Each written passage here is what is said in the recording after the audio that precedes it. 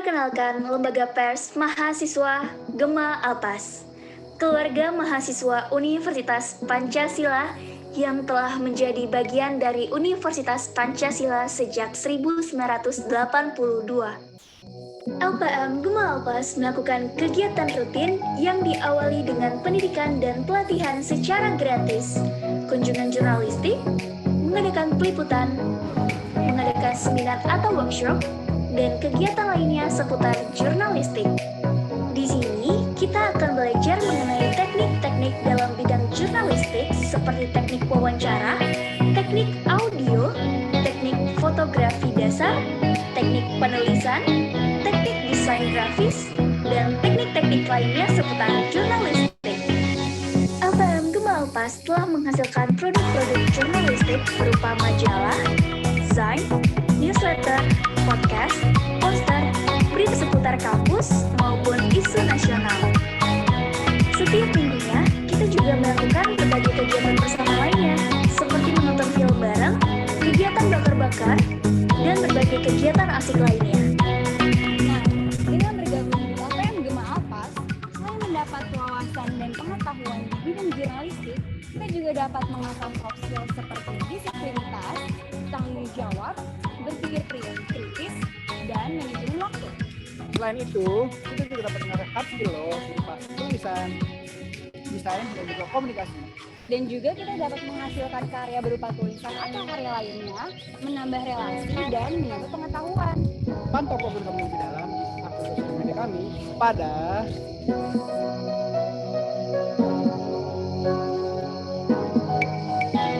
mari bergabung bersama kami di LPM Gema Alpas Dan ikut andil dalam langkah ke depannya.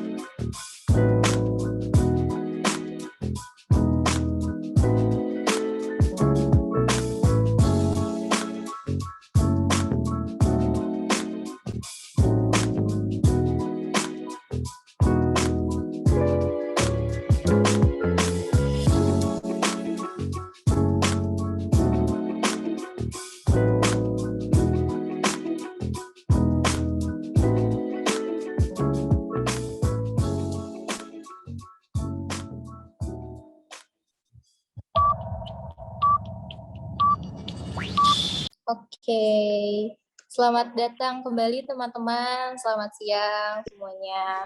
Selamat bergabung lagi nih di acara workshop LPM Gemalpas 2021. Kita udah masuk ke sesi keempat di rangkaian acara workshop ini atau di sesi terakhir di hari kedua ini nih teman-teman. Nah, buat teman-teman yang lain yang mungkin belum on cam bisa ini ya, nyalakan fitur kameranya. Dan diingatkan lagi nih buat teman-teman untuk mengikuti tata tertib yang ada karena supaya acara kita ini berjalan dengan nyaman dan lancar ya sampai akhir nanti. Oke, sebelum masuk ke pemateri kedua, kayaknya tadi aku di sini udah lihat ada pemateri kita nih teman-teman tentang videografi jurnalistik. Mungkin aku akan sapa-sapa dulu kali ya pemateri kita.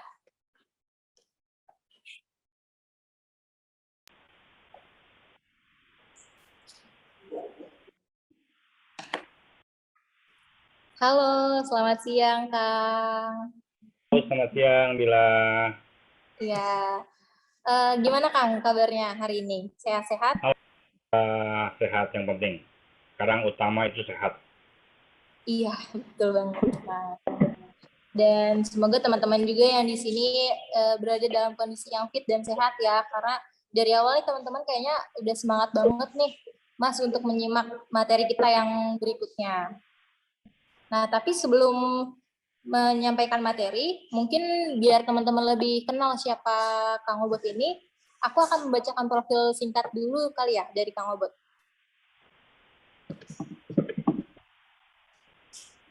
Boleh operator di-share sheet ini. Oke. Nah, seperti di tampilan, kita bisa melihat nih, namanya Kang Obot ini adalah Yuni Eko Sulistiono. Dan Kang Obot ini adalah sapaan akrab nih di antara Kang Obot dengan teman-temannya. Dan mungkin teman-teman juga nanti bisa menyapa Bapak Yuni ini dengan panggilan Kang Obot. Nah, ada di sini ada summary dari profil beliau.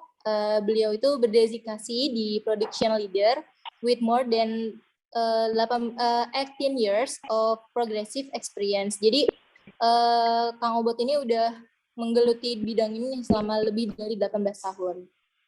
Skill highlight yang dia punya ada documentary filmmaker, news and investigation, fotografi, videografi, video editing, konten kreatif, dan leadership.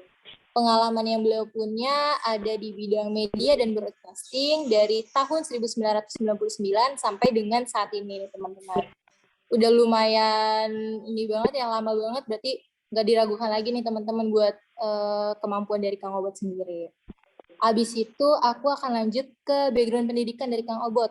Kang Obot ini merupakan lulusan dari Politik dan Social Science di Universitas Diponegoro, atau yang lebih yang kita kenal FISIP ya teman-teman, di tahun 1996. Kemudian dilanjut ada documentaries conference at Quezon City, Philippines di tahun 2013. Dan bisa teman-teman lihat sendiri nih di tampilan, ada beberapa penghargaan yang udah Kang Obot terima. Dan tiga-tiganya dari Kompas TV nih teman-teman. Dan hebatnya lagi nih menempati peringkat pertama terus nih tiga-tiganya di tahun 2012.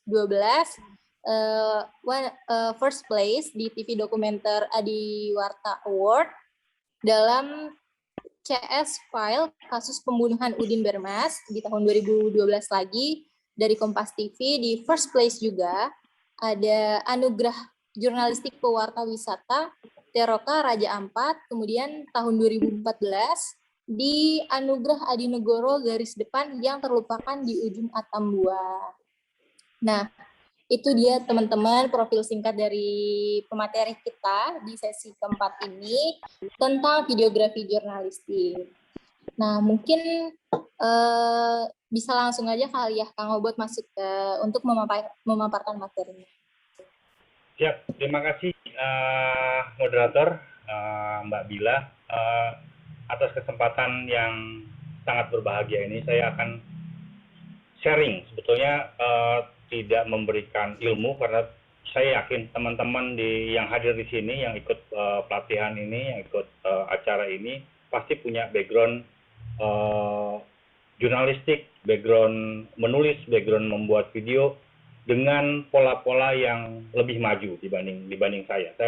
Saya di sini kebetulan saja memiliki pengalaman duluan dibanding teman-teman. Jadi saya juga belajar. Biasanya kalau misalnya berbagi seperti ini, sharing momen seperti ini, saya juga ikut belajar. Kenapa? Karena saya tidak pengen jadi dinosaurus.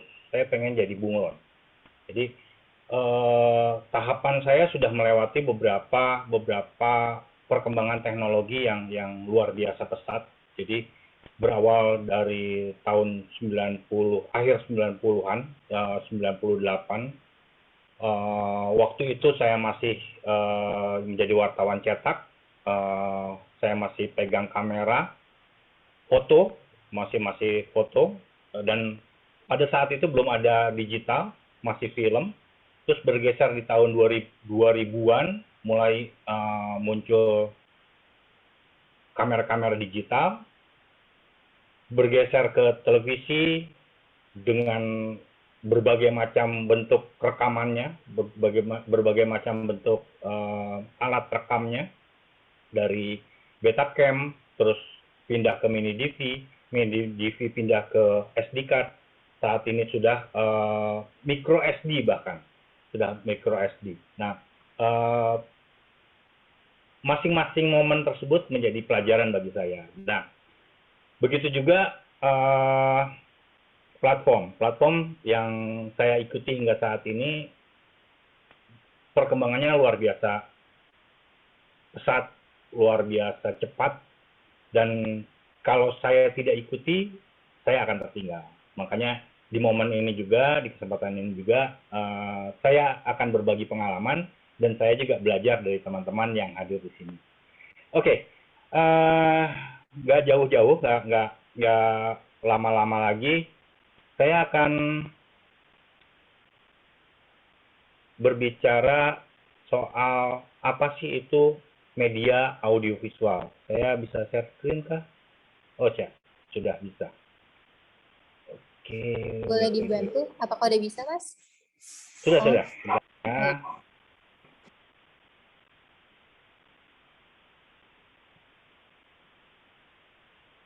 Oke.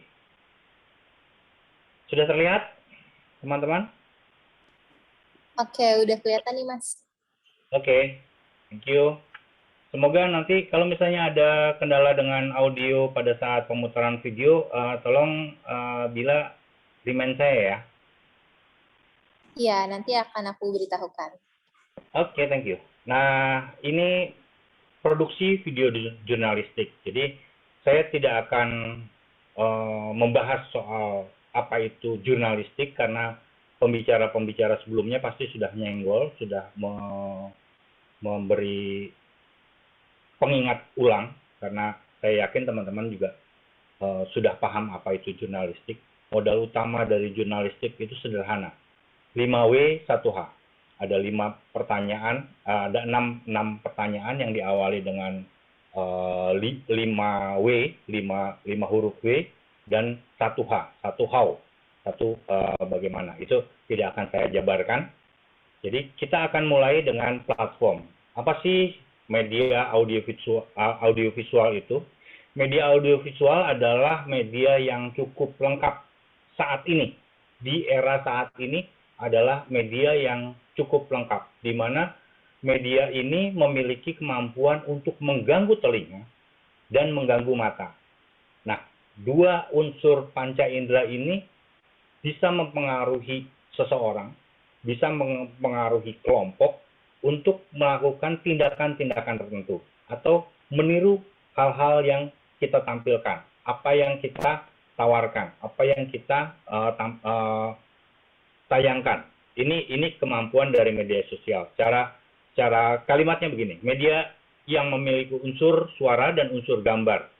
Jenis media ini mempunyai kemampuan yang lebih baik dari media berbasis skrip dan atau hanya dengan suara. Jadi media online skrip, surat kabar, atau radio, ini daya tembusnya, daya penetrasi untuk mempengaruhi seseorangnya itu kalah oleh media yang memiliki basis audiovisual. Jadi karena dia memiliki kemampuan auditif, yaitu mendengar, dan juga melihat, seperti yang saya sampaikan tadi. Selanjutnya, fungsi dari media audiovisual adalah ada 4 utama. Ini ada 4 utama yang saya tampilkan di sini. Ada 4 utama, yaitu pertama adalah to inform, ya, memberi informasi tentang sesuatu hal yang kekinian. Misalnya PPKM level Jakarta saat ini level 3. Jadi apa sih level 3 itu? Media audiovisual itu bisa menerangkan bagaimana PPKM level 3 itu berlaku. Apa saja batasannya? Seperti apa contohnya? Ini adalah topik point to inform, memberi informasi. Yang kedua to educate. Masih berkaitan dengan pandemi corona, pandemi COVID-19. To educate ini sangat penting. Kalau misalnya berkaitan dengan konten jurnalistik, tentu 2 poin ini semestinya maju lebih depan, ya. To inform, memberitahu ada apa, peristiwa apa, dan to educate. Ini adalah step berikut adalah memberi pelajaran, memberi ilmu pengetahuan, memberi penjabaran terhadap satu masalah. Ini yang penting dilakukan oleh media audiovisual. Jadi banyak orang yang tidak percaya akan adanya corona. Buktinya apa? Nah, ini tugas dari para jurnalis, para saya menyebutnya jurnalis atau para wartawan bahasa Indonesianya, para pewarta, untuk memberikan edukasi, memberikan pendidikan. Apa sih corona? Betul nggak sih ada corona? Kalau betul, apa buktinya? Jika tidak ada, apa buktinya? Nah, ini yang membedakan kita, para jurnalis sesungguhnya, dengan konten kreator di luar. Konten kreator yang berdasarkan katanya. Membuat berita, membuat konten dengan modal katanya. Muncullah, kalau misalnya berangkat dari katanya, maka akan muncul yang namanya hoax. Hoax ini cukup berbahaya karena bisa mempengaruhi mindset seseorang untuk melihat objek yang semestinya benar menjadi salah. Dan apabila ini dibiarkan, maka kesalahan-kesalahan yang dilakukan secara berulang akan menjadi benar suatu saat nanti. Ya, ini yang harus kita jaga kalau misalnya kita memilih jalur jurnalistik yang benar. Poin yang ketiga adalah to entertain. To entertain yaitu bagaimanapun juga media dengan platform audiovisual, dengan menggunakan audiovisual sebagai jualannya, sebagai dagangannya, bagaimanapun juga harus memunculkan konsep show, konsep pertunjukan yang bisa menghibur.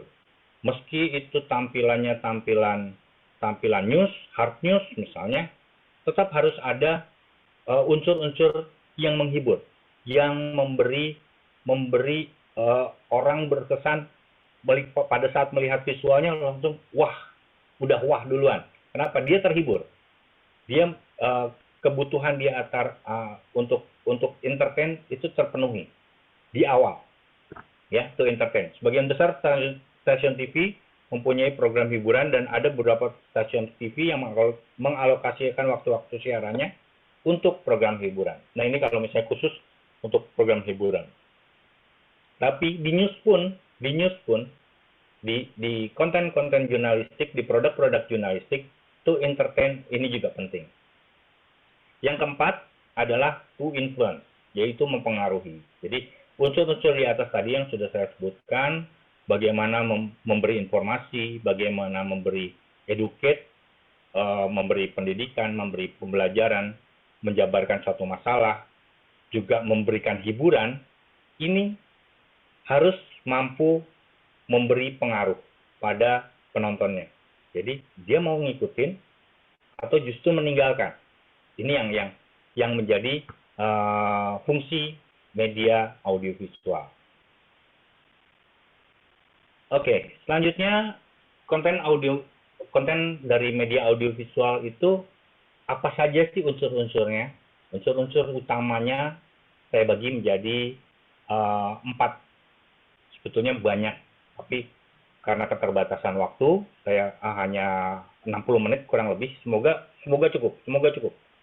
Saya membagi jadi 4. Jadi yang paling utama itu adalah kalau kita mau membuat konten media audiovisual, yang paling penting adalah penentuan ide konten. Kita mau buat apa? Kita mau lihat angle yang mana, sudut pandangnya seperti apa, ya. Angle sudut pandang seperti apa. Mau menggarapnya bagaimana? Ini bergeser pada penentuan kreatif. Mau menggarapnya bagaimana? Diawali dengan apa? Banyak kan kita kalau misalnya teman-teman melihat news atau melihat dokumenter, itu berawal dari black misalnya. Black, tiba-tiba ada tulisan 5 September 2021. Mulai pelatihan dengan Obot Yuneko pukul 13.00. Tertulis misalnya seperti itu. Itu penentuan bagian dari kreatif, bagian dari bagaimana teman-teman mengantarkan cerita tersebut, mengantarkan peristiwa tersebut. Setelah penentuan kreatif, di kreatif ini juga selain gambar, kita juga perlu nggak sih adanya skrip? Perlu nggak sih ada wawancara? Perlu nggak sih ada narasumber yang mengantar? Atau kita mempercayakan pada host, misalnya seperti itu. Ini penentuan kreatif. Jadi dari ide konten, breakdown ke bawahnya penentuan kreatif. Mau seperti apa? Ceritanya mau dituturkan seperti apa? Ya. Jadi teman-teman, media audiovisual adalah media ngobrol sebetulnya. Media untuk menyampaikan obrolan, tuturan, cerita ke penonton di belakang kamera teman-teman. Itu prinsip dasar yang bisa teman-teman catat. Nah, selanjutnya setelah penentuan kreatif mau diapakan tuh cerita, kira-kira alat apa yang kita butuhkan? Perlu berapa kamera? Perlu berapa lampu? Perlu lampu kah?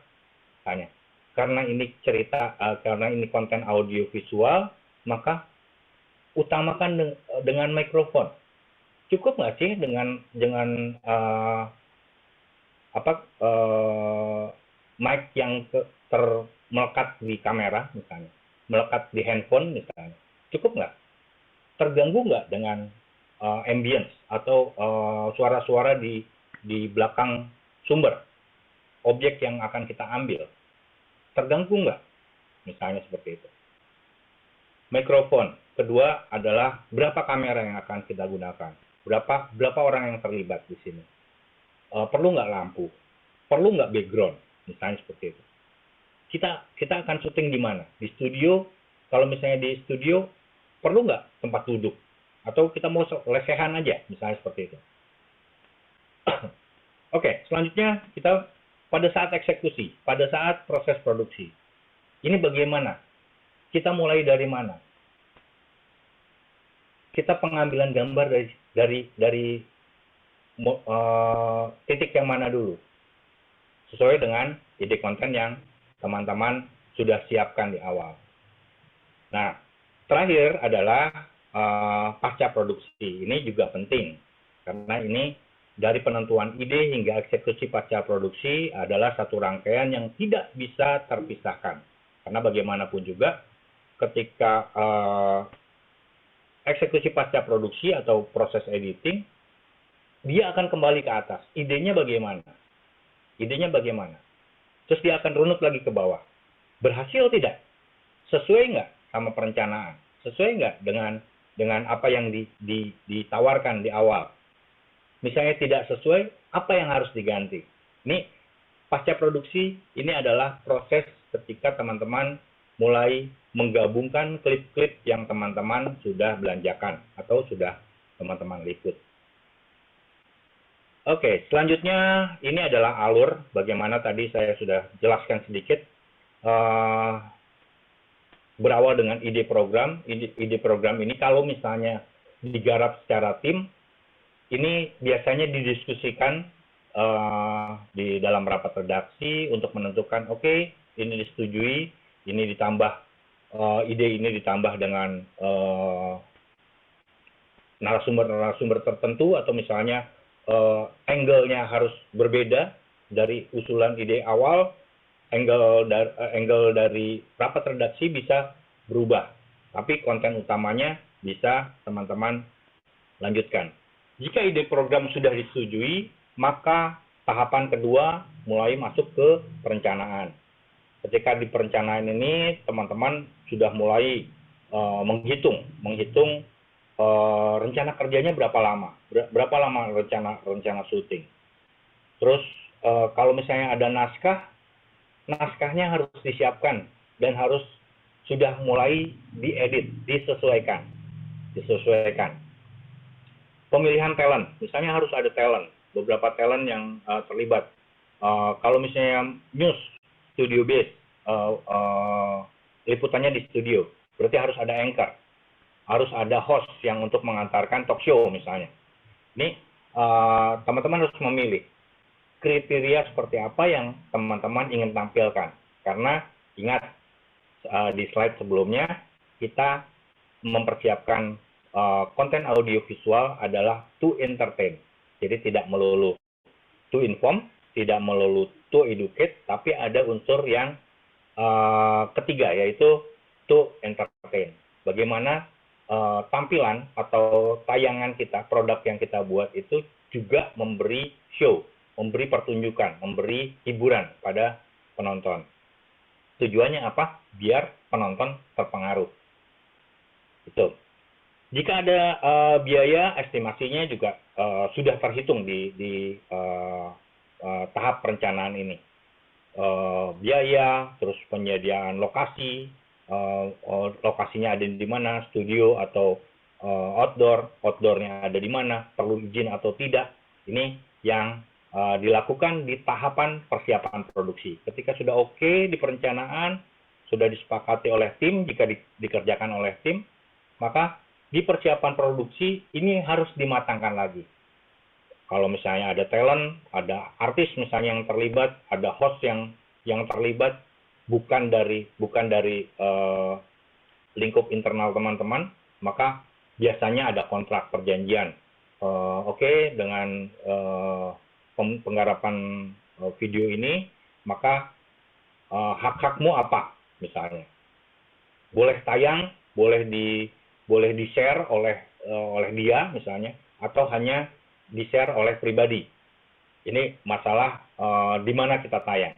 Kalau misalnya bekerja di TV, ya kebetulan saya terakhir di Kompas, ya tayangnya di Kompas.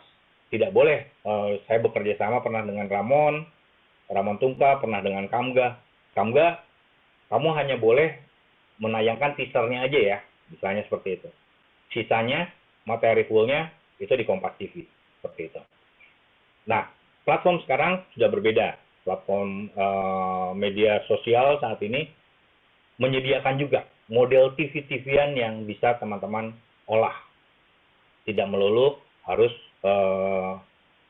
menggunakan frekuensi publik yang dimiliki 9 kalau nggak salah, 9 stasiun TV saat ini. Jadi lebih merdeka, lebih bebas, lebih bisa berkreasi. Nah, persiapan produksi ini terkait dengan persiapan untuk eksekusi.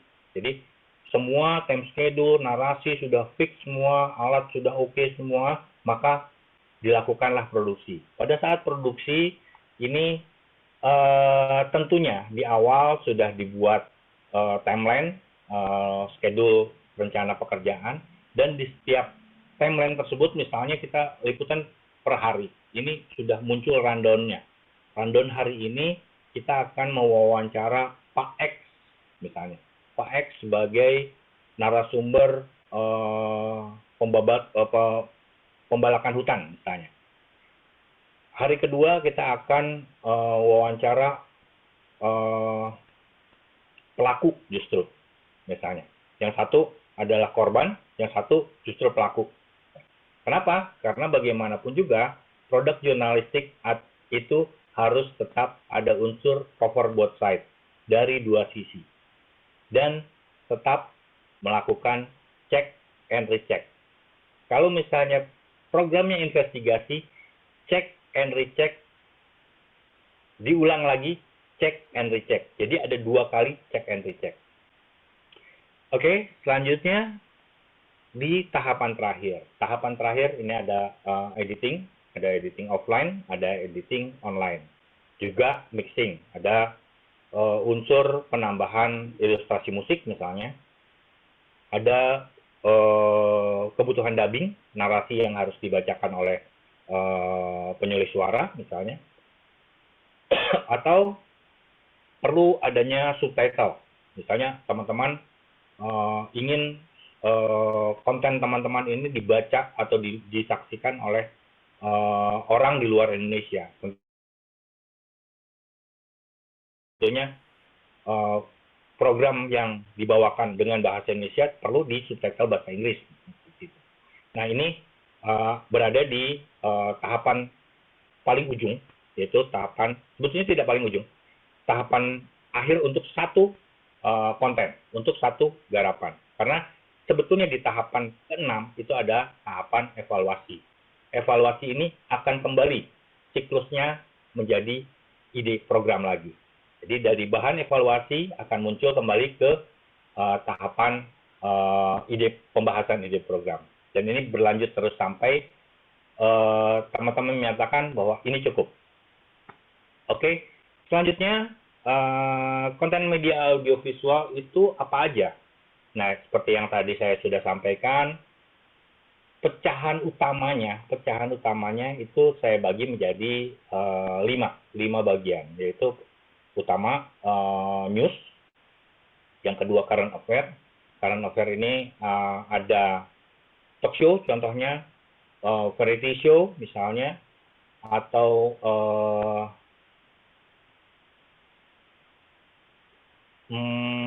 talk show, variety show, atau bisa juga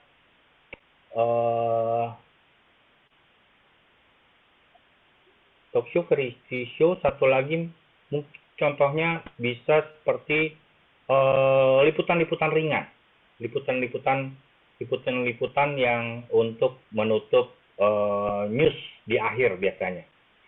Nah, entertain tentunya teman-teman sudah banyak tahu apa saja yang masuk dalam entertainment. Ya, feature ini contohnya sama seperti mirip dengan current affair, tapi feature ini bisa berupa misal review makanan, atau review tempat wisata, atau kegiatan-kegiatan yang sifatnya soft news. Jadi bukan hard news, tidak kebakaran, tidak pembunuhan, tidak berita politik, tapi sesuatu yang ringan. Ini masuk dalam feature. Selanjutnya dokumentari. Nah, dokumentari ini tentu ada tahapan-tahapan yang perlu teman-teman lakukan, yaitu tahapan riset. Semuanya sebetulnya tetap harus ada riset. Cuma di dokumentari porsinya lebih. Kenapa? Karena teman-teman harus bisa menampilkan audiovisual produk yang terhubung dari kalau saya menyebutnya gerbang hingga closing, ya. Itu konten media audiovisual.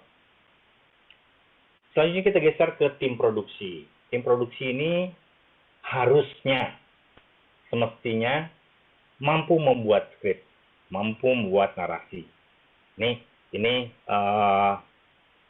kemampuan dasar yang teman-teman harus miliki. Memahami bahasa visual dan menerjemahkannya, mampu menerjemahkannya dalam kalimat. Menerjemahkan kalimat menjadi produk visual. Jadi kalau misalnya saya pengen cerita soal anak-anak dengan autis misalnya, dengan taruhlah gini, sekarang sedang para olimpiade.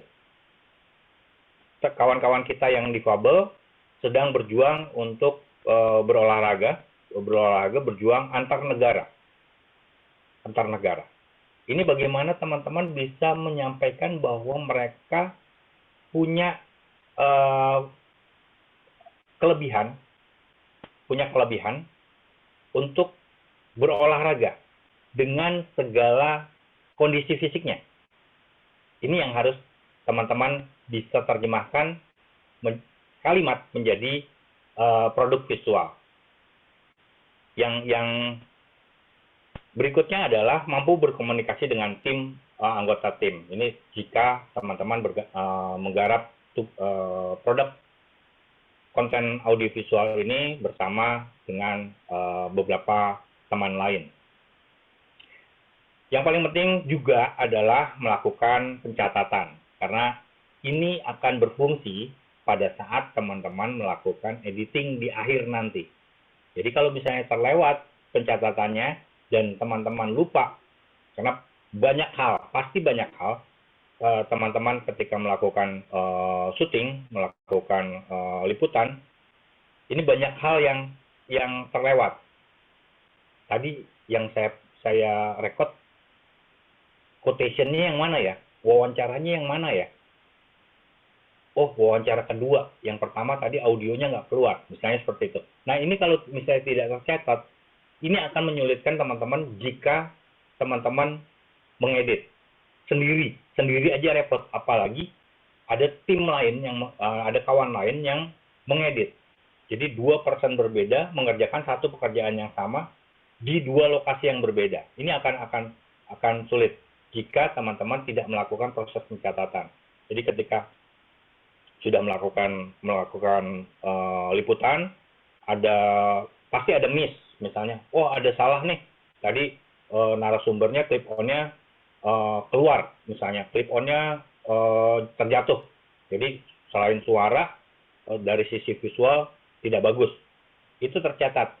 Jangan pakai take kedua, karena take kedua ada insiden mikrofon lepas, misalnya seperti itu.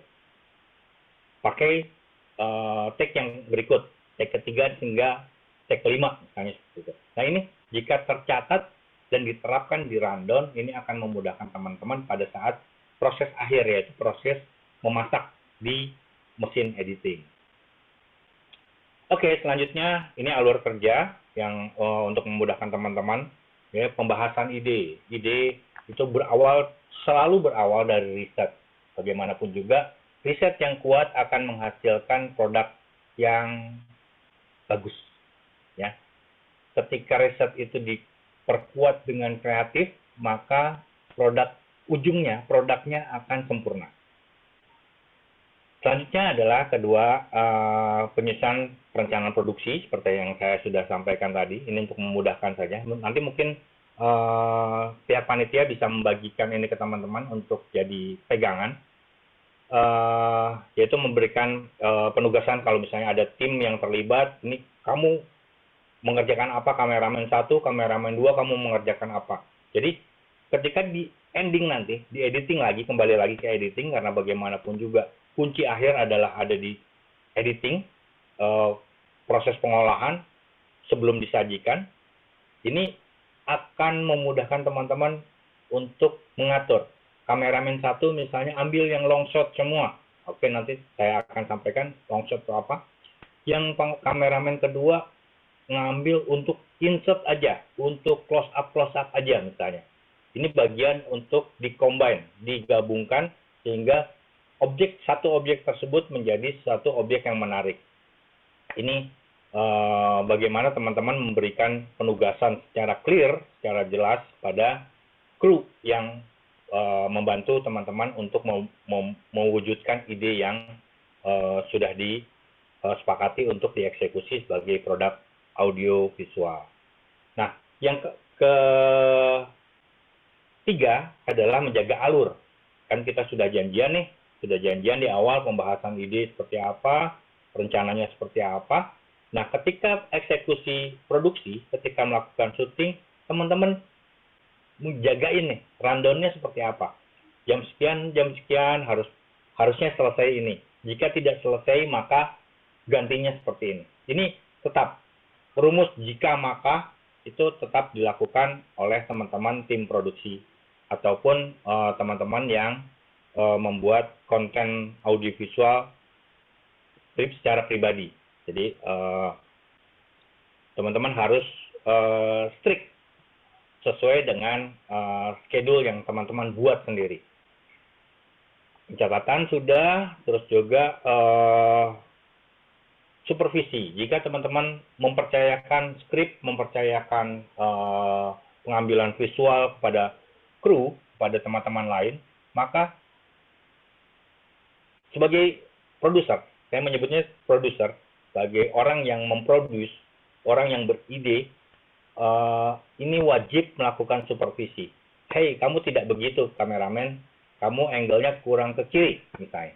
Kameramen kedua, kamu kurang maju, misalnya seperti itu. Size-nya kurang cocok, karena keinginan saya untuk seperti ini. Nah, itu tinggal dieksekusi, karena sudah dibahas pada saat perencanaan. Ada rapat perencanaan, itu melibatkan kameramen, melibatkan lighting man mungkin, ada melibatkan audio man mungkin. Itu. Nah, terakhir adalah terlibat dalam proses pasca produksi. Jadi, bagaimanapun juga teman-teman di editing atau teman-teman sendiri melakukan editing, ini harus paham alur A to Z-nya, A ke Z-nya itu apa saja. Dari 1 hingga hitungan akhir, itu kronologisnya seperti apa. Ini yang harus tersampaikan, terkomunikasikan. Ini agar tidak mempermudah editing, juga mempercepat efisien cara pekerjaan, teman-teman bisa efisien, tepat waktu. Oke, selanjutnya kita ke alat produksi video. Ini banyak alat sebetulnya. Kalau saya tadi sebutkan ada kamera dengan Betacam, dengan mini DV, dengan film. Ini saat ini sudah bergeser. Sekarang sudah teknologinya sudah bergeser. Basisnya semua sudah file.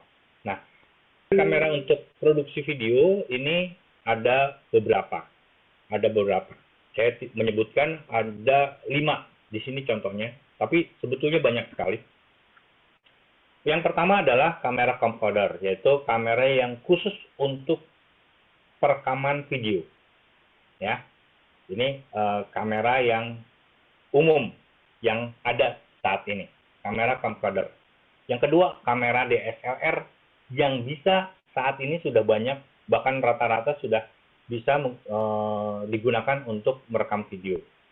Yang ketiga, di bawahnya DSLR ada mirrorless yang lebih simple, lebih praktis, juga bisa merekam video dengan kualitas yang sama dengan DSLR maupun camcorder. Yang keempat, ada kamera prosumer. Ya, ini yang membedakan antara kamera DSLR, mirrorless dengan prosumer adalah kamera foto yang lensanya tidak bisa diganti, sudah fix kameranya, lensanya di situ, fix, tidak bisa diganti, tapi juga mampu merekam video. Kamera prosumer, kamera foto yang bisa digunakan untuk merekam video, tapi tidak bisa mengubah ukuran lensa, tidak bisa mengubah fisik lensanya. Ya. Selanjutnya yang paling akhir, yang akan kita bahas lebih banyak nanti, adalah kamera telepon pintar atau smartphone. Ini kenapa saya taruh akhir? Karena sebetulnya fungsi dari kamera telepon pintar ini sudah terbagi-bagi tugasnya dengan kemampuan si kamera tersebut untuk browsing, dengan kemampuan kemampuan telepon tersebut untuk telepon sendiri, berkomunikasi sendiri, melakukan texting, melakukan chatting, melakukan browsing, plus ditambah dengan kemampuan untuk merekam gambar dengan kamera, baik itu foto maupun kamera video. Untuk kualitas, ada kelebihan dan kekurangannya. Ya.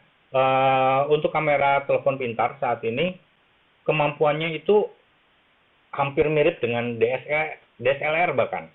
Digital single lens reflex ini ada yang sudah bisa mendekati sana, mendekati mirrorless dan DSLR.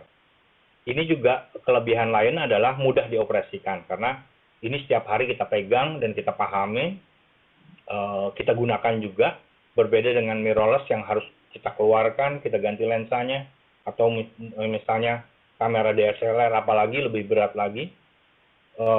Prosumer misalnya bentuknya hanya untuk foto atau hanya untuk video. Tapi kalau misalnya kamera telepon pintar atau kamera smartphone, ini tiap hari ada di tangan saat ini. Saat ini tiap hari saya yakin teman-teman selalu pegang benda ini, telepon pintar ini. Jadi pasti sudah memahami, mengenal, setidaknya mengenal di mana saya membuka aplikasi kamera, di mana saya untuk melakukan recording, di mana saya bisa mencari hasil. Ini pasti sebagian besar saya yakin sudah paham bagaimana mengoperasikan kamera dari smartphone. Setiap orang mampu memiliki. Jadi smartphone saat ini tidak lagi menjadi barang mewah. Banyak smartphone yang dengan kualitas baik itu juga mampu dibeli oleh kebanyakan masyarakat, kebanyakan publik. Jadi bukan menjadi barang yang di luar jangkauan saat ini. Nah, selanjutnya adalah kadang kita tidak puas dengan standar kamera yang ada di smartphone. Kita bisa menambahkan aplikasi video maupun foto maupun editing secara gratis. Jadi kalau misalnya kita, aduh kok berbayar, banyak yang free banyak untuk menunjang aplikasi video dan editing di kamera telepon pintar. Yang menarik lagi adalah kelebihan dari kamera telepon pintar ini, ketika kita menggunakan di lapangan, ketika kita melakukan liputan, dalam tanda petik liputan, orang tidak begitu tertarik, tidak begitu mencuri perhatian. Jadi berbeda dengan kita menggunakan kamera camcorder, ketika kita mengambil objek tertentu, jika orang Indonesia, jika kita berada di Indonesia, orang-orang akan kepo istilahnya, akan melihat ada apa sih, seperti itu. Orang akan berkerumun yang akan mengganggu objek. Biasanya objek yang akan kita ambil justru terhalang oleh orang-orang yang penasaran, pengen melihat apa yang sedang kita lakukan. Jika kita menggunakan kamera telepon pintar, kecenderungannya orang tidak begitu tertarik. Kenapa? Karena dia sendiri punya. Paling heboh, paling parah adalah dia meniru apa yang kita lakukan. Biasanya seperti itu. Nah, kekurangannya bagaimanapun juga kamera smartphone ini berbagi tugas dengan fitur-fitur lain yang dimiliki oleh smartphone. Jadi ada kemampuan penerimaan cahaya yang terbatas. Jadi ada beberapa kamera smartphone yang kalau misalnya sudah low light, cahayanya gelap, maka kemampuan pengambilan gambarnya tidak begitu baik. Terus juga kapasitas piksel yang terbatas. Tidak semua smartphone memiliki kapasitas piksel yang mumpuni untuk kita mengambil video baik, video terbaik, ya. Yang terakhir adalah yang saya catat di sini banyak hal-hal kelebihan dan kekurangan lain yang mungkin bisa teman-teman cari, yaitu kekurangannya adalah kemampuan sensor dan penunjang sistem yang rendah dibandingkan dengan kamera profesional. bagaimanapun juga kamera smartphone ini tugasnya tidak melulu untuk merekam gambar, merekam video. Jadi ada tugas-tugas lain yang mengakibatkan kemampuan chip, mungkin kemampuan RAM, kemampuan sensor itu tidak sebanding dibandingkan mirrorless, dibandingkan prosumer, atau dibandingkan DSLR, ataupun camcorder yang jelas-jelas untuk pekerjaan video, merekam video. Ini tentu ada keterbatasan itu. Jadi kemampuan kamera smartphone itu ada kelebihan dan ada kekurangan. Oke, berkaitan dengan teknis, saya ingin menyampaikan beberapa rumus dasar. Sebetulnya ini bisa teman-teman terapkan ketika praktik, ketika teman-teman mulai mengambil konten, mengambil produk audiovisual, teman-teman alangkah baiknya untuk memanjakan penonton, mengentertain penonton, menghibur penonton dengan show, dengan pertunjukan, minimal dengan ukuran pengambilan video. Ya, ada extreme long shot, ada long shot, ada medium shot, ada medium close up, ada medium long shot, ada close up, extreme close up, cut in, dan banyak lagi. Ya, ini adalah rumus dasar. Jadi ada 1, 2, 3, 4, 5, 6, 7, 8. Ada 8 size, ada 8 ukuran yang semestinya teman-teman bisa ambil untuk mengambil satu objek. Kenapa? Ketika teman-teman punya banyak variasi, nanti editingnya akan mudah untuk memilih. Ya, ini saya kasih satu video yang bagaimana dia menggunakan ke-8-8-nya hingga membuat penonton nyaman. Ya, kita saksikan.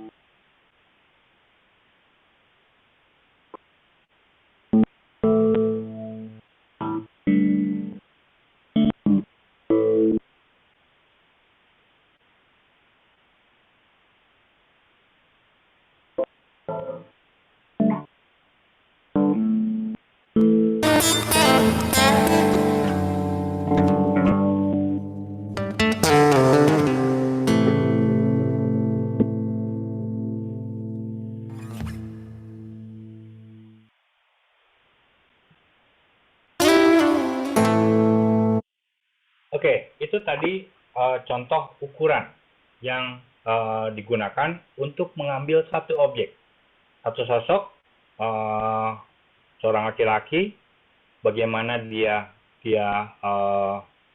menunggu seseorang sehingga kita terinformasi,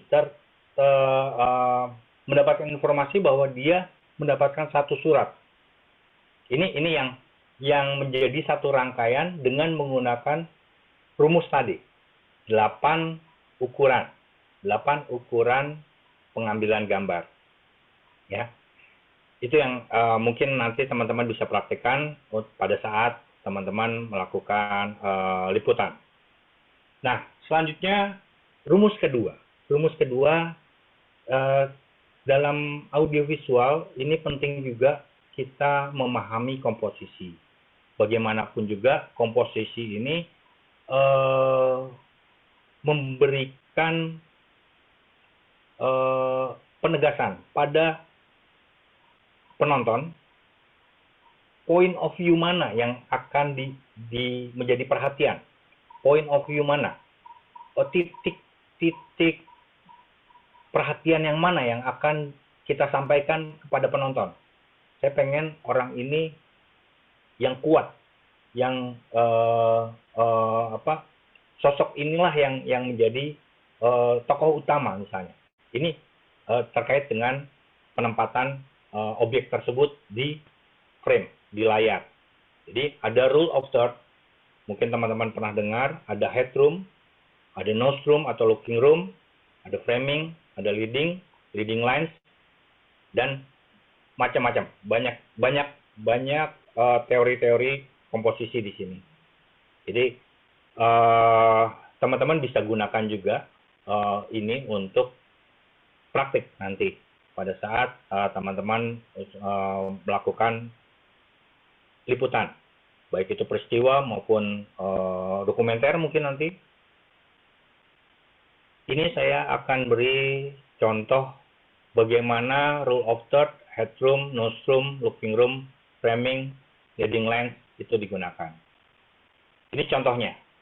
Bagaimana rule of third, mungkin teman-teman pernah melihat di fasilitas kamera masing-masing, baik di mirrorless, DSLR maupun di smartphone, ini ada yang namanya grid.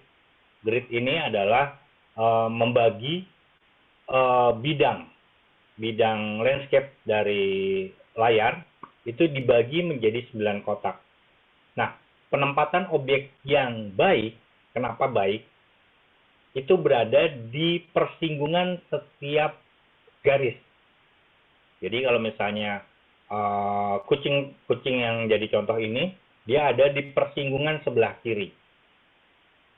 Di sebelah kiri layar ya, di sebelah kiri layar. Kenapa? Itu adalah pusat perhatian mata. Kenapa nggak di center?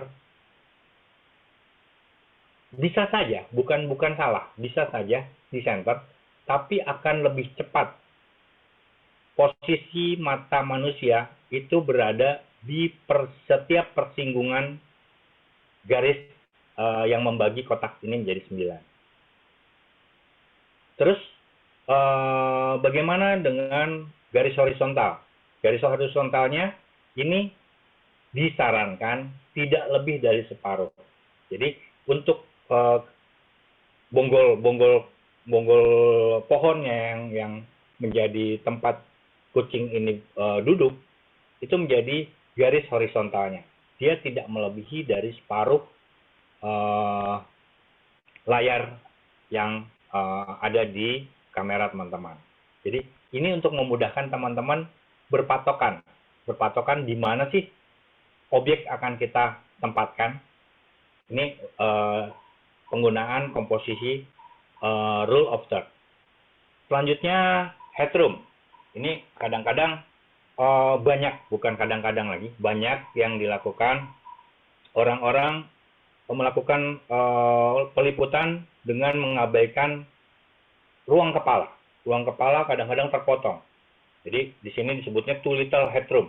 Jadi ruang kepala terpotong. Ini yang membuat penonton tidak nyaman. Atau too much headroom, terlalu tinggi. Headroom yang ruangan kepalanya ini terlalu tinggi. Jadi membiarkan ada sesuatu yang kosong di atas kepala objek. Selanjutnya yang proper itu seperti apa? Yang proper itu setidaknya memberi ruang setidaknya 1 jengkal dari atas kepala. Jadi perkiraan teman-teman ini setelah tadi melihat rule of third, ini akan bisa mengatur di mana sih posisi proper untuk objek, headroomnya seberapa besar. Ya, ini contoh-contoh. Nanti mungkin bisa dibagikan. Selanjutnya ada looking room atau noseroom. Tadi kita sudah membahas tentang headroom, setidaknya ada 1 jengkal di atas kepala. Sekarang noseroom atau looking room atau direction. Jadi kita membagi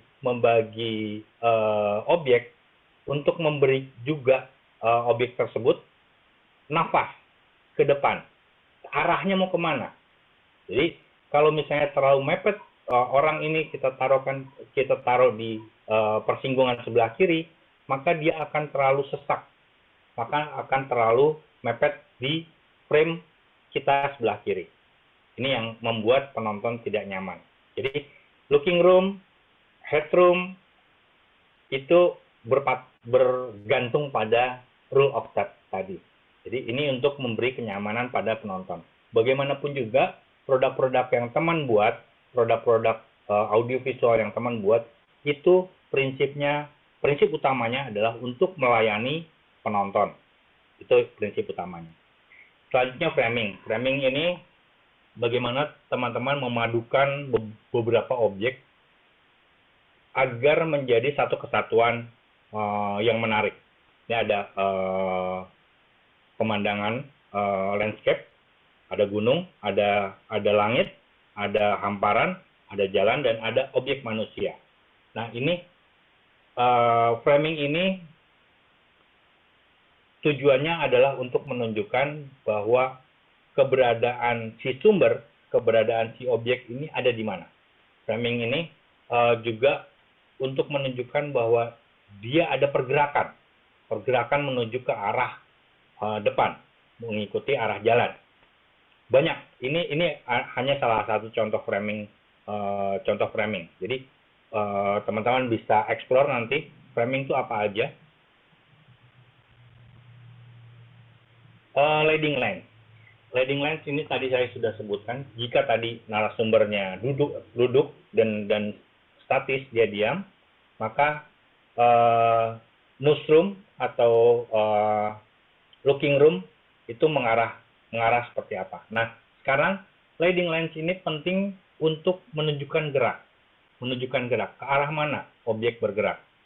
Kasih kesempatan si objek ini untuk menghabiskan frame, melintasi frame ke arah mana. Jadi jangan terlalu singkat juga. Misalnya si wanita yang sedang berjalan menggunakan payung ini sudah berada di sepertiga akhir dari frame. Untuk editing nanti akan sangat sulit, dan gambar yang teman-teman ambil tidak akan tidak memiliki makna tertentu. Sia-sia, sayang. Ya, ini untuk memudahkan teman-teman merangkai cerita, merangkai visual menjadi satu rangkaian yang menarik. Seperti contoh size tadi.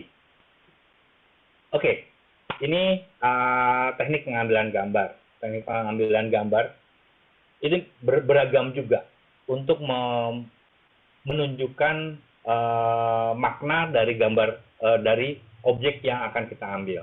Jadi teknik pengambilan gambar ini ada panning, ada dolly atau track, ada tilt up, tilt down, grabbing, pedestal, zoom, tapi saya sarankan tidak digunakan untuk smartphone. Jadi kalau misalnya teman-teman ada perintah zoom, sementara alatnya adalah smartphone, mendekat atau menjauh. Zoom in mendekat, zoom out menjauh. Bukan bukan dari optikalnya, bukan dari alatnya. Jadi jika harus zoom, maka smartphone-nya harus mendekat ke objek. Zoom out, smartphone-nya harus menjauh dari objek. Ya. Selanjutnya yang terakhir adalah arc. Ini adalah contoh-contoh pergerakan dari apa yang sudah saya sebutkan barusan.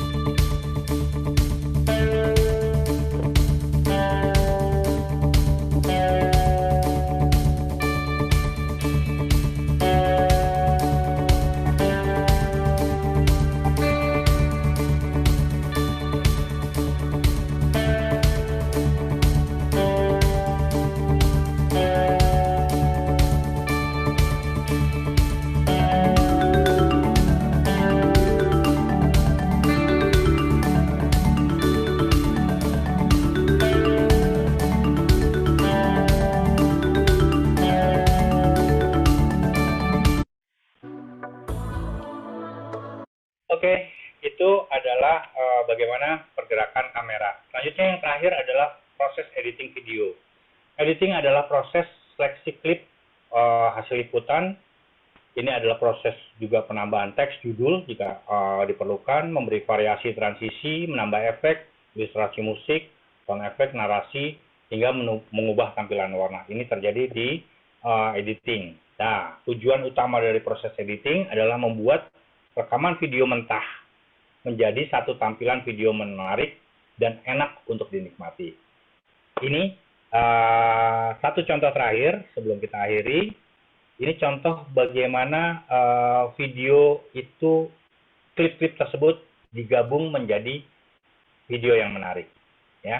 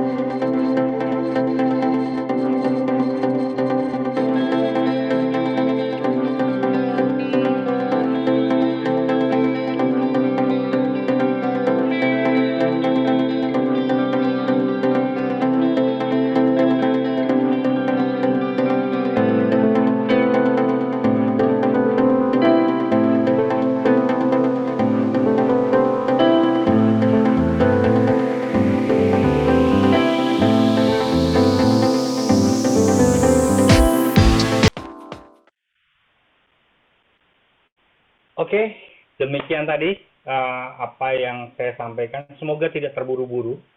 Saya kembalikan forum ini kepada moderator. Monggo Mbak Bila. Oke, terima kasih Kang. Aduh, tadi video yang terakhir menarik banget nih. Tentang ngelihat burger, aku jadi kelihatan lapar. Lapar. Pas jamnya. Iya. Oke, nah selesai video nih tadi teman-teman pemaparan materi dari Kang Obot tentang videografi jurnalistik. Nah, buat teman-teman mungkin yang kita akan masuk nih ke sesi Q&A dan sistemnya teman-teman bisa raise hand, habis itu unmute mikrofonnya. Nah, mungkin buat teman-teman yang ada pertanyaan nih bisa langsung tanyain langsung aja ya ke Kang Obot. Nah, di sini kita ada penanya pertama nih Kang Obot dari Bakhtiar Hardi dari Untirta. Mungkin operator bisa dibantu. Halo Kang Obot, selamat siang. Halo. Ya, suatu kehormatan bagi saya untuk nanya langsung nih kepada Kang Obot yang tadi udah banyak banget insight-insight baru ke saya gitu. Yang ingin saya tanyakan nih Kang, tadi kan Kang Obot menjelaskan beberapa konten audio visual, baik itu news, current affair, kemudian entertainment, feature, dan dokumenter gitu ya. Nah, dalam pengambilan shoot videonya itu, apakah harus disesuaikan dengan masing-masing kontennya? Misalkan untuk konten kita, untuk konten current affair gitu. Dan selain pengambilan shoot, apakah ada efek-efek yang perlu yang khusus gitu bagi masing-masing konten tersebut, Kang? Oke, langsungan aja ya, Bila. Atau iya, Kang, boleh ditanggapi langsung. Oke, begini Mbak Tiar. Jadi pembagian news, current affair, terus juga entertainment, terus juga feature dan dokumenter, ini tentunya punya ciri khas penggarapan masing-masing, pendekatan visual masing-masing. Jika news, tentunya dia strike. Apa yang ada di lensa itu berita gue. Sorry ya, kalau misalnya bahasa saya campuran, karena saya biasa ngomong tidak tertata, tidak asik-asik aja. Jadi kalau misalnya saya pakai gue lu, maaf ya. Jadi Mbak Tiar, kalau misalnya news itu biasanya strike. Apa yang ada di lensa gue itu berita gue. Biasanya seperti itu. Peristiwa kebakaran misalnya, contoh news. Peristiwa kebakaran itu murni, udah. Yang ada di lensa, yang terekam di kamera handphone, di kamera camcorder, di kamera mirrorless, peristiwa kebakarannya. Jadi proses terjadinya kebakaran itu seperti apa? News. Jika pendekatannya ke soft news tidak mungkin karena ini hard. Kalau misalnya pendekatannya ke dokumenter, maka ada perlu kelengkapan. Kelengkapannya apa? Peristiwa tersebut, mesti peristiwa itu musibah, tetap ada unsur-unsur beauty-nya. Unsur-unsur beauty, apalagi api. Ya, saya mencontohkannya kebetulan kebakaran. Beauty. Beauty-nya misalnya, si kameramen saya akan mengambil api atau objek rumah tersebut atau objek yang terbakar tersebut melalui framing tertentu lewat lubang jendela pecah misalnya, lubang jendela pecah. Terus juga saya mengambil unsur-unsur humanis, misalnya ada boneka yang separuh gosong misalnya. Nah, ini yang membedakan antara pendekatan visual news dengan visual dokumenter. Ada effort lebih untuk dokumenter. Tapi kalau misalnya news, itu straight. Apa yang terjadi saat itu berita lo. Itu berita gue. Gitu, Bahtiar. Gitu. Ada lagi? Beda juga dengan entertain. Entertain juga tentunya akan lebih banyak show ya. Show angle-angle yang menjual, dalam artian menjual kemewahan, menjual warna, menjual cahaya. Biasanya seperti itu. Ya. Ini tergantung Bahtiar mau membawanya kemana nih. Satu peristiwa tersebut mau membawanya kemana. Sama-sama api, misalnya sama-sama api, tapi di SEA Games.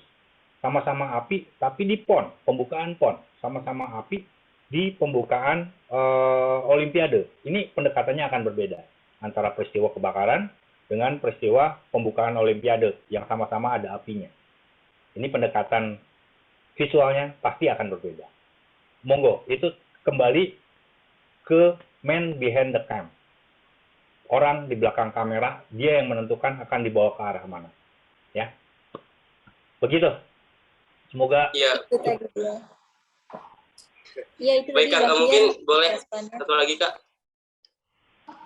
Silahkan, boleh. Ya, tadi kan Kang Obot juga menjelaskan gitu ya, bahwa di fitur itu ada contohnya seperti review makanan atau review tempat wisata gitu ya. Nah, bedanya nih, Kang, antara video jurnalis gitu kan, video jurnalistik dengan video blogger gitu. Itu apa sih, Kang, bedanya, Kang?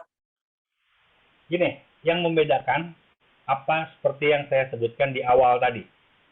Yang membedakan kita, ya, kalau kita mengaku diri kita sebagai jurnalis, adalah menggunakan rumus dasar utama, rumus dasar utama 5W1H.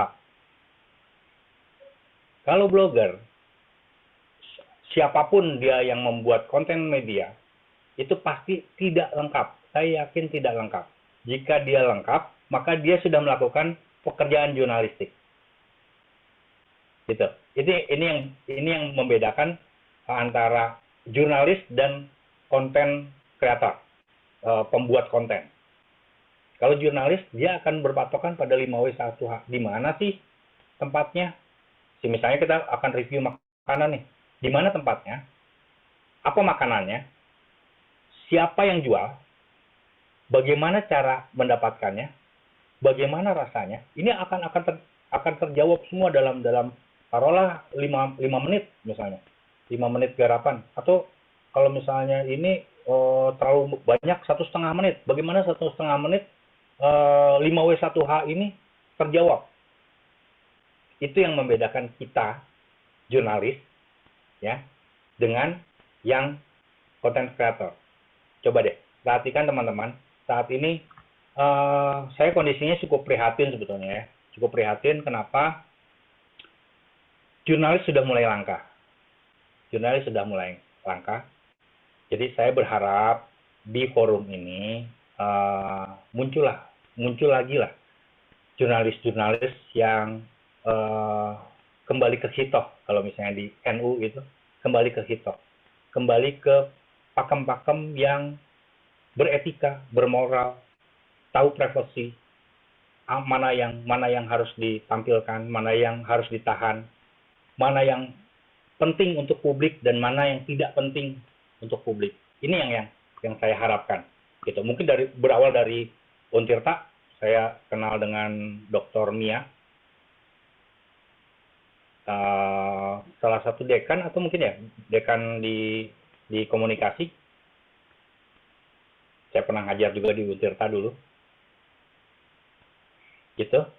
Itu mungkin Bahtiar. Terima kasih pertanyaannya. Keren. Semoga bisa diaplikasikan. Amin, amin. Terima kasih banyak Kang Obot atas jawabannya.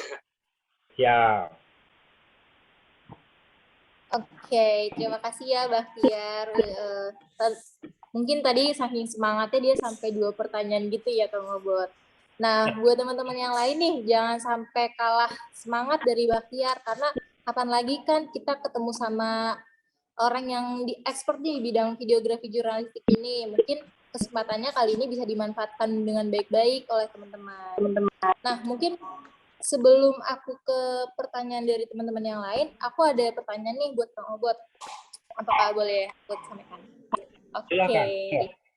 Ya, aku ada pertanyaan nih, gimana sih cara Kang Obot menyelesaikan diri untuk membuat video jurnalistik yang baik dan tetap bermakna dalam menyelesaikan diri nih di era digital saat ini, dan ditambah mungkin kan sekarang pandemi ya Kang Obot, jadi pandangan baru tuh bagi kita para jurnalis. Nah, boleh ditanggapi. Ini bagaimana pertanyaan Bila tadi, bagaimana saya beradaptasi dengan momen, dengan kondisi saat ini, dengan kondisi, berbagai macam kondisi pandemi, kondisi pergerakan teknologi, kondisi pergerakan konten. Ini bagaimana saya beradaptasi? Kalau saya termasuk konvensional, jawaban pribadi saya termasuk konvensional. Saya kembali ke pakem tadi. Kalau misalnya saya mengaku jurnalis, maka saya akan menggunakan 5W1H dan etika. Karena ada etika jurnalistik. Ya. Bagaimana saya mewawancara seseorang, dia berkenan atau tidak. Kepentingannya untuk siapa? Penting nggak sih yang saya tampilkan untuk publik? Bagaimana orang paham bahwa bervaksin itu penting, misalnya. Bervaksin untuk di era COVID saat ini penting, misalnya. Untuk mencerahkan. Saya tidak sampai muluk mencerdaskan, bukan tugas saya. Saya setidaknya mencerahkan seseorang bahwa, oh, kalau divaksin, buktinya bisa resiko terkena COVID ini lebih rendah.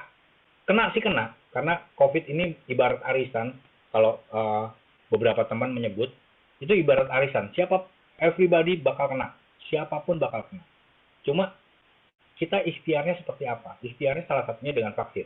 Nah, itu yang saya sampaikan kemarin di film paling akhir. Saya buat vaksinasi bareng sama ICT Watch. Saya mungkin bisa lihat di YouTube, vaksinasi dalam KS ya, bukan X, vaksinasi. Itu bagaimana saya menyampaikan informasi, ayo dong lawan informasi bohong tersebut dengan sesuatu yang benar. Ini yang saya lakukan. Bagaimana saya memahami dan menerapkan rumus yang saya pegang teguh, karena itu kalau ini ibaratnya ya fondasi saya melakukan pekerjaan. Itu yang pertama. Yang kedua, saya juga melihat perkembangan penggarapan konten audiovisual saat ini. Jadi saya dulu orang yang cukup saklek untuk tidak mau menggunakan kamera dengan posisi portrait. Ya, dulu saya selalu landscape. Tapi setelah masuknya TikTok, setelah masuknya Reels, setelah masuknya Instastory, yang notabene viewernya banyak, viewernya menjadi salah satu daging penontonnya saat ini, jumlahnya banyak. Saya harus mengikuti, saya harus mengubah platform yang tadinya saya terbiasa dengan platform landscape, maka saya harus berubah menjadi platform portrait, platform berdiri. Ini yang akhirnya, yang namanya teknologi itu nggak bisa dilawan. Selesai kita ngobrol ini, mungkin 2 menit lagi ada teknologi baru lagi di luar sana. Setelah kita selesai Zoom ini, pasti ada. Dan kita tidak boleh tidak boleh berpantang. Tapi kita harus menyikapinya dengan cerdas. Karena kita yang belajar jurnalistik, yang memahami berbagai macam kaidah jurnalistik, ya tentunya menerapkan ilmu dasar tadi dengan penerapan teknologi yang terus berkembang. Itu Bila. Oke, terima kasih Kang Obot. Mungkin tadi pertanyaan aku lebih ke tentang sharing pengalaman Kang Obot aja kali ya. Dan kita sebagai jurnalis juga harus menyelesaikan kreativitas kita kali ya di platform media yang ada saat ini. Oke, terima kasih banyak Kang Obot atas tanggapannya. Nah, sebelum kita, karena keterbatasan waktu yang ada dan sesi Q&A kita udah berakhir nih, tapi sebelumnya ada satu pertanyaan lagi nih Kang Obot dari teman kita, Pranaja. Apa boleh aku bacakan langsung? Boleh, silakan. Oke, nah ini Pranaja dari Universitas Pancasila mau bertanya nih Kang Obot, gimana sih caranya menyusun tim produksi yang baik agar terciptanya video yang berkesan bagi penonton? Nah, mungkin ini pertanyaannya lebih ke teknis kali ya Kang Obot, karena tim itu kan nanti akhirnya akan mengoutputkan hasil videografi yang bagus atau enggak gitu. Betul. Nah, ini ada di tahapan, kalau misalnya nanti mungkin Bila atau Virus bisa membagikan PDF yang sudah saya kirim ke teman-teman. Ini ada di tahapan ketiga, ketika teman-teman yang memiliki ide atau posisinya sebagai produser, ini memilih tim kerja. Tim kerja ini tentunya harus seorang produser ini harus paham bagaimana orang yang ditunjuk tersebut bisa nggak mengoperate kamera. Mengoperate dulu nih, belum jadi kameramen. Paham nggak dengan alat yang dia akan gunakan. Misalnya disodorin kamera DSLR merek, saya menyebut merek, Sony misalnya. Akan berbeda dengan mirrorless dari Nikon. Tombolnya akan berbeda, menunya akan berbeda, tempat formatnya untuk memformat ininya akan berbeda, mencari grid-nya akan berbeda. Ini yang akan menjadi PR. Pahami dulu tim dan pahami dulu alatnya. Si anggota tim ini paham nggak dengan alat yang akan digunakan? Misalnya saya ngobrol dengan Bila, kamu jadi kameramen saya ya. Kameramu apa? Saya akan menanya seperti itu. Oh, kamera saya pakai Sony, Kang. Oke, Sony-nya Sony apa? Sony A7S misalnya. Oke, A7S kemampuannya seperti apa? Oke, berarti saya nggak akan menggunakan kamera tersebut berlama-lama wawancara. Karena di 12 menit atau di 15 menit kameranya akan hang, akan mati. Misalnya seperti itu. Jadi di 5 menit nanti mati ya. Itu akan janjian. Makanya untuk menentukan tim, kenali dulu anggotanya. Setelah anggotanya kenal, kenali alatnya. Karena tanpa itu bubar semua. Yakin. Apa yang direncanakan dengan sempurna, ide yang menarik, pendekatan kreativitas yang indah, itu akan menghabiskan waktu. Begitu Pranaja. Oke, itu iya Pranaja. Oke, itu dia tadi jawaban dari Kang Obot Pranaja. Semoga menjawab ya kegelisahan Pranaja nih, atau mungkin Pranaja mungkin kedepannya akan ada project video, mungkin bisa memilih teman-temannya terdekat dulu nih buat jadi tim videonya. Oke. Terima kasih Kang Obot atas tanggapannya. Dan sebelum masuk ke kesempatan terakhir, aku akan ada review materi. Oke, Bila, sebelum ditutup, boleh satu tips untuk teman-teman? Oh, boleh Kang Obot. Ya, ini teman-teman yang mayoritas masih menggunakan smartphone untuk mengambil video, tips dari saya ya. Ketika melakukan peliputan, perekaman gambar, gunakan mode pesawat. Hidupkan mode pesawat. Kenapa? Ketika ngerekod, tidak tiba-tiba ada WhatsApp yang kapan pulang. Misalnya seperti itu. Itu dari Bapak. Yang kapan pulang dari Bapak, bukan dari pacar ya. Yang kedua, aktifkan grid. Aktifkan menu grid. Jadi yang membagi layar. Yang ketiga, pilih outputnya. Outputnya akan seperti apa? Outputnya landscape atau outputnya portrait. Ya. Yang berikut adalah pilih resolusi tertinggi. Jadi misalnya ada yang mampu 4K, ya 4K. Ada yang mampu 1080 UHD, pilih yang itu. FPS, pilih yang menengah lah, jangan terlalu tinggi, 60 FPS. Nah, sisanya adalah kreativitas teman-teman. Begitu aja tips dari saya untuk pengguna smartphone. Oke, Kang Obot. Mungkin sekalian closing statement aja kali ya dari Kang Obot kalau jika ada ke teman-teman. Oke. Belum aku review materinya. Ya. Closing statement saya cuma satu. Jangan pernah puas dengan apa yang teman-teman dapat. Karena sikap puas tersebut mematikan kreativitas. Ya, itu. Semoga nanti kata-kata tadi bisa nyangkut nih di kuping teman-teman dan bisa diaplikasikan di kedepannya nih Kang Obot. Oke, aku akan langsung membacakan review dari materi tentang videografi jurnalis ini ya. Nah, media audiovisual merupakan unsur suara dan unsur gambar. Nah, fungsi media audiovisual itu ada to inform, to educate, to entertain, dan to influence. Dan unsur-unsur dari konten media audiovisual, ada pembahasan ide konten, menemukan ide atau gagasan. Kedua, ada perencanaan, penetapan jangka waktu kerja. Ketiga, ada persiapan produksi, meliputi pemberesan semua kontrak, perizinan, dan surat menyurat. Keempat, ada produksi. Setelah perencanaan tadi dan persiapan selesai, pelaksanaan produksi kemudian dilakukan. Kelima, ada pasca produksi nih. Di sini ada editing offline, editing online, dan mixing mungkin video dan audionya ya.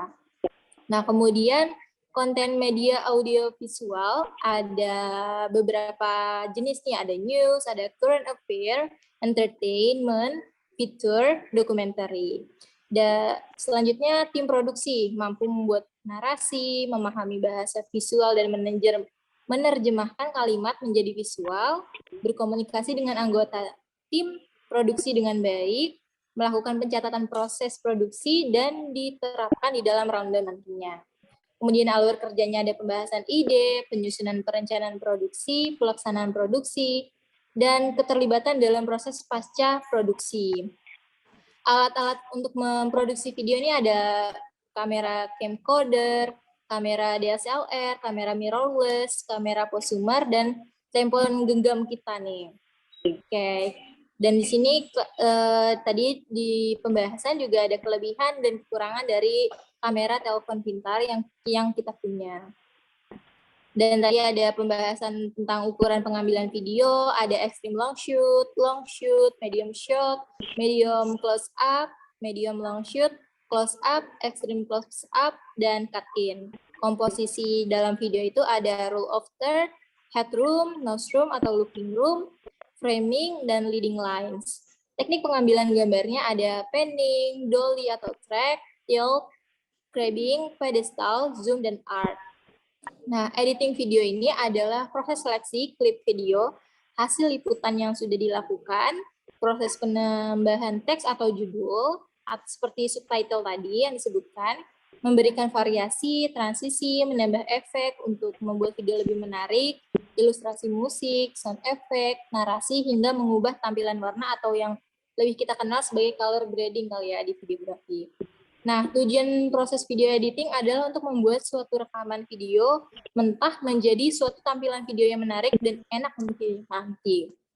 Dan perangkat editing itu ada apa aja sih? Ada komputer atau laptop, seperti software yang kita kenal biasanya Adobe Premiere Pro, Final Cut Pro, dan mungkin ada aplikasi-aplikasi yang bisa kita konsumsi di telepon genggam kita, yaitu ada KineMaster, Aftercare. Nah, itu dia tadi teman-teman review yang bisa kita dapatkan dari materi tentang videografi jurnalistik ini. Semoga nantinya ilmu dari Kang Obot nih, yang Kang Obot sharing bisa teman-teman aplikasikan, misalkan di kesempatan lain atau di acara lain, teman-teman berkesempatan nih buat video dokumenter. Nah, sebelum kita berpisah dengan Kang Obot di kesempatan kali ini, aku sebagai panitia mengucapkan terima kasih banyak nih atas ketersediaan dan waktu yang telah Kang Obot berikan di workshop jurnalistik LPM Gema Alpas ini. Terima kasih banyak Kang Obot, dan kami dari panitia ada sedikit kenang-kenangan kali ya, berbentuk plakat.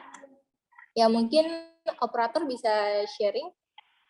Nah, ini dia, ini plakatnya hanya simbolis. Nanti untuk info lebih lanjutnya akan dikirimkan langsung ke alamat Kang Obot melalui LO yang sudah ada.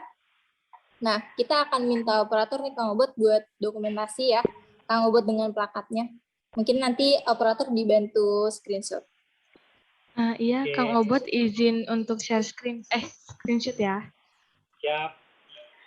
1, 2, 3. Oke, cukup. Oke. Selanjutnya Makasih, kita Kang Obot. akan ada sesi dokumentasi bersama dengan teman-teman nih. Buat teman-teman yang mungkin belum on cam, bisa on cam dulu kali ya. Karena kapan lagi nih ketemu dengan pembicara hebat kita kali ini. Bisa kali ya teman-teman on cam dulu nih semuanya. Berharap Kita foto sama Kang Obot. pandemi bisa segera berakhir, jadi kita bisa ngadapin off-air. Karena kalau misalnya off-air, banyak cerita yang bisa kita sampaikan, banyak off the record. Iya, semoga aja ya Kang Obot kita bisa ketemu di kesempatan lain, di lain waktu, mungkin di acara kampus lain kali ya. Amin. Dan pandemi ini semoga cepat selesai nih. Oke, gimana operator, apakah udah siap untuk screenshot-nya? Oke, aku hitung dulu ya. 1, 2, 3. Satu kali lagi. 1, 2, 3. Terima kasih. Oke, terima kasih operator. Ya, selesai sudah nih pemaparan materi tentang videografi jurnalistik tadi. Aku mewakili panitia mengucapkan terima kasih lagi nih kepada Kang Obot atas pemaparan materinya. Ya, untuk Kang Obot, ya sama-sama Kang. Sehat selalu ya Kang. Untuk Kang Obot diperbolehkan meninggalkan ruang meetingnya. Oke, terima kasih. Iya, sama Kang. Terima kasih banyak. Nah, itu dia tadi teman-teman, selesai sudah pemaparan materi kita dari hari pertama hingga hari kedua ini. Dan tadi merupakan sesi kita yang terakhir selama acara workshop jurnalistik dari LPM Gema Alpas ini nih. Sebelumnya, sebelum kita nyampe di penghujung acara, aku ada kuis nih buat teman-teman. Ini santai aja ya teman-teman, dan aku yakin teman-teman pasti bisa jawab pertanyaannya karena gampang-gampang banget nih. Dan aku mau ngasih tahu lagi nih, untuk 3 peserta teraktif dan 2 peserta dengan videografi jurnalistik terbaik akan diberikan hadiah oleh kami para panitia berupa e-wallet. Dan untuk info lebih lanjutnya nanti akan disampaikan ya melalui grup. Nah, setelah materi ini tentang videografi jurnalistik, teman-teman diharapkan untuk membuat tugas. Nantinya ini adalah sebagai bentuk output dari materi videografi. teman-teman diminta untuk membuat tugas video pendek berupa live report dengan tema lingkungan sekitar. Durasinya berkisar dari 1 hingga 2 menit. Nanti tugasnya bisa teman-teman kumpulkan di link G Drive yang akan di-share oleh panitia di grup WhatsApp. Dan untuk penyemangat kali ya, nanti untuk teman-teman nih dengan video terbaik 2 orang akan mendapatkan hadiah dari kami para panitia. Jadi teman-teman jangan sampai lupa ya untuk mengumpulkan videonya di G Drive terakhir besok tanggal 6 nih. Senin 6 September 2021. Jadi teman-teman jangan sampai kelewatan nih buat ngumpulin videonya. Nah, sebelumnya oh iya, seperti yang udah aku singgung tadi, aku akan ngasih kuis nih buat teman-teman di sini. Jadi ini kuis terakhir, jadi jangan sampai teman-teman missing nih, karena buat yang beruntung nanti akan dapat hadiah dari kami para ya. Oke, pertanyaannya gampang banget sih ini. Mungkin teman-teman pasti bisa jawab nih. Oke, aku akan langsung ke pertanyaan pertama aja kali ya. Pertanyaannya, siapa pemateri dari videografi jurnalistik? Buat teman-teman yang tahu jawabannya dan yakin sama jawabannya, bisa raise hand terus di-unmute mikrofonnya. Ayo teman-teman, siapa nih? Barusan banget loh kita dapat materi tentang videografi jurnalistik. Kuisnya itu siapa pemateri dari videografi jurnalistik tadi? Ayo teman-teman.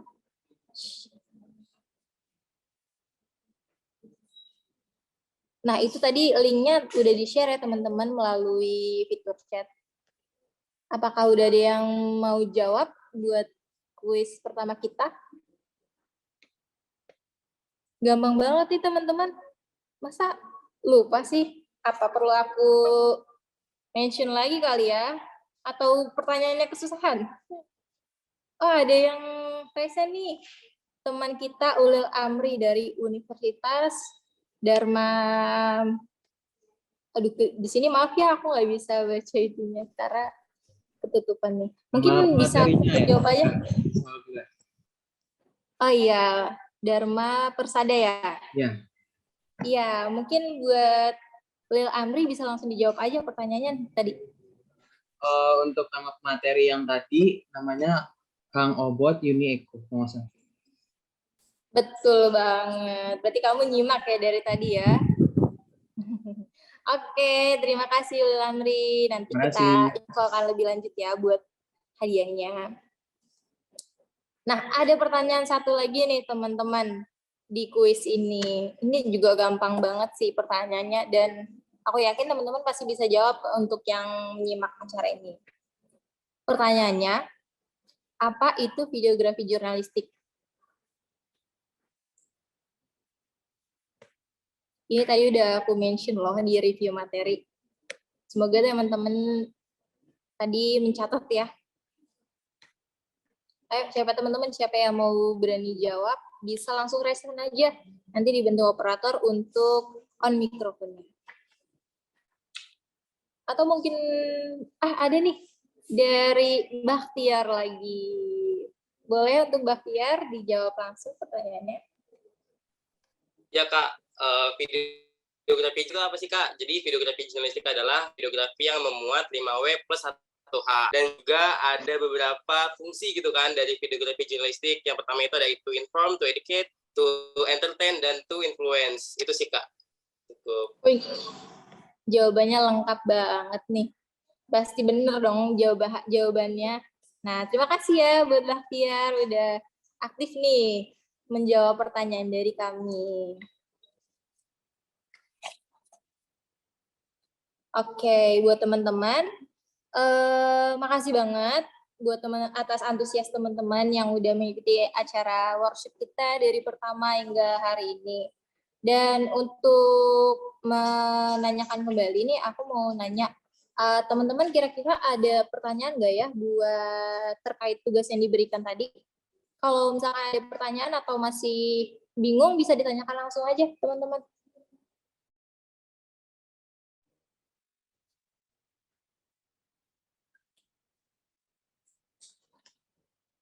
Apakah udah jelas tadi pemberian tugasnya? Oh, ada doa nih. Mohon operator dibantu ya. Ya, oke. Terima kasih Kak telah diberikan kesempatan untuk bertanya. Sebenarnya tadi yang terakhir-terakhirnya kan dari pemateri kita yang terakhir tadi kan memberikan tips ya. Kalau untuk di smartphone, kalau misalnya di saat ingin menggunakan untuk merekam video itu, apa tadi grid-nya itu diaktifkan, kalau tidak salah ya. Nah, tadi pengen bertanya sebetulnya itu fungsinya apa? Apa pembedanya di saat kita tidak memakai grid itu dan kita memakainya gitu. Kira-kira dari teman-teman di sini atau mungkin kakak ada yang tahu nggak fungsinya apa? Fungsi yang pembedanya gitu. Mungkin aku lempar ke teman-teman dulu kali ya, yang mungkin punya pengalaman lebih nih di bidang videografi ini. Bisa aja langsung raise hand buat membantu doa nih, menjawab pertanyaan dari doa. Apakah ada teman-teman yang mau sharing ke doa? Kalau mungkin teman-teman masih belum yakin, mungkin aku bisa memberikan sedikit penjelasan ya buat pertanyaan dari doa tadi. Kenapa sih kita harus pakai rule of third di handphone kita dalam pengambilan gambar? Dari sepengetahuan aku, kebetulan aku juga sebelumnya sekolah di bidang multimedia nih, jurusan multimedia di SMK dulu. Nah, kenapa sih kita harus pakai rule of third dalam pengambilan gambar? Tadi seperti yang udah disebutin nama Kang Obot, rule of third itu berfungsi untuk titik fokus manusia. Jadi sebenarnya rule of third itu muncul karena beberapa riset dari para pendahulu kita. Saya lupa, tapi dulu itu sebelum dibuatnya rule of third itu para pembuatnya itu melakukan riset terlebih dahulu buat kamera itu titik fokus kita tuh di mana. Nah, ternyata dari berbagai responden yang ada didapatkan hasil tersebut, makanya diciptakanlah rule of third. Dan penting juga ya, karena kalau misalkan dalam output video nanti, supaya informasi yang kita tampilkan juga nyampe nih ke teman-teman. Misalkan aku mau lihat video kucing, kan nggak mungkin kucingnya ada di pojok atas kanan ya kan? Mungkin titik fokus manusia itu ada di persimpangan garis tadi. Nah, itu mungkin berdasarkan pengetahuan aku ya doa. Semoga bisa menjawab. Kalau misalkan masih ada yang mau sharing, bisa nih teman-teman ke doa. Oke, jadi itu lebih kayak ke sugesti kita aja ya di saat kita merekam ya. Bukan kayak lebih ada pembeda yang langsung di hasil rekaman kita, tapi kayak lebih ke sugesti aja. Supaya kita tahu gitu ya, titik yang pas di saat kita merekam itu yang benarnya itu di bagian yang mana. Gitu. Atau udah pas atau belum di saat kita merekam. Apakah kayak begitu? Gimana nih teman-teman, apakah ada yang bisa membantu doa? Mungkin Bakhtiar punya pengalaman di bidang video sebelumnya, bisa di-sharing atau gimana?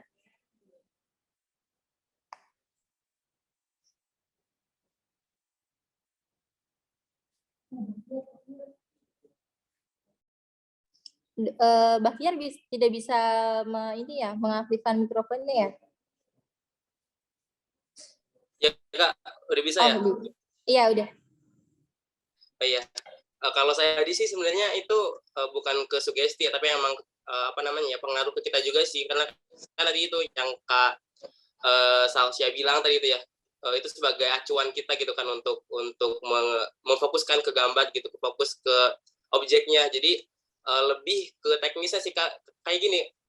Kadang kan kalau kita nggak pakai grid atau third of row itu kita nanti malah suka gemeteran, nggak bisa fokus dan segala macam. Nah itu hal yang cukup membantu sih Kak bagi saya. Jadi menurut saya pribadi gitu, bukan ke sugesti tapi lebih ke ketika ada grid atau yang tadi disebutkan itu cukup membantu sih Kak.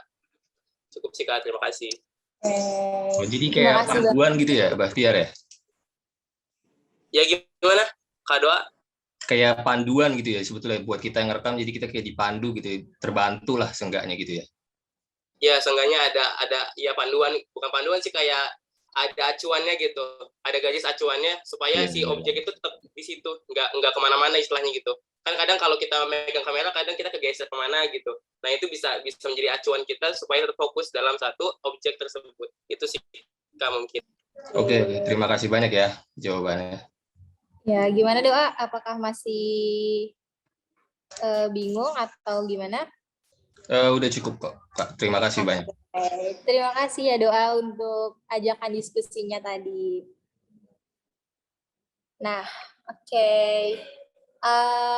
Mungkin dengan tidak adanya pertanyaan tentang tugas, diharapkan semua teman-teman bisa paham ya brief tugas yang diberikan oleh kami para panitia. Oke, teman-teman.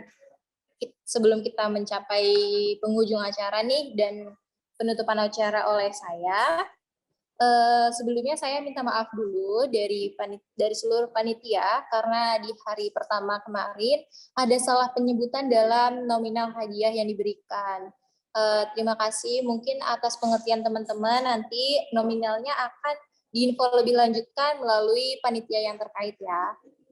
Dan aku mau reminder lagi, buat teman-teman yang mungkin belum isi link absen bisa diisi dulu ya, karena kalau misalkan teman-teman nggak ngisi absen nanti mungkin teman-teman sayang sekali nggak bisa dapat sertifikat. Jadi harap dilengkapi absennya biar teman-teman nantinya dapat sertifikat.